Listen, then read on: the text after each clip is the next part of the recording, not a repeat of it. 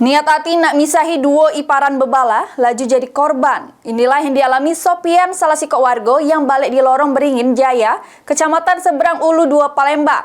Atas kejadian tersebut, korban laju datangi Polrestabes Palembang bikin laporan polisi.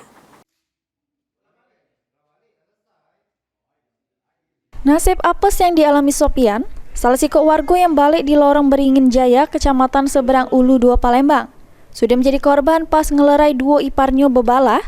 Atas kejadian tersebut, korban laju datangi Polrestabes Palembang bikin laporan polisi.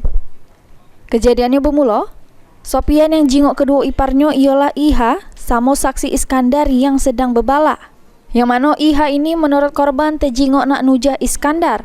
Karena masih iparan, korban langsung deketi keduanya guna nak ngelerai, supaya keributan tersebut tidak semakin parah. Cuma pas korban sama ponakannya Sandi lagi nak ngelerai, tiba-tiba Iha ngayun ke ladengnya ke arah Iskandar. Tekeno di tangan sebelah kanan korban. Tidak cuma sampai situ, rupanya ponakan korban Sandi juga tekeno ladeng Iha di bagian jari. Sehingga korban Sopian sama Sandi ngalami luka besetan ladeng. Terus dibawa ke rumah sakit guna penanganan medis. Sedangkan Iha sesudah dipisah nak diamankan secara kekeluargaan idak galak. Cak Man sini tu Kak, bisa bebala tu Kak. Oh, dia beriparan kan Pak. Jadi dia dendam lama tu ni kan. Nanti kan dia waktu itu di upernya jatuh. Yang korban tadi kan. Waktu dia ngayun ke pisau tu babi buta itu. Jadi kami misah. Jadi kami kena lah kami tadi.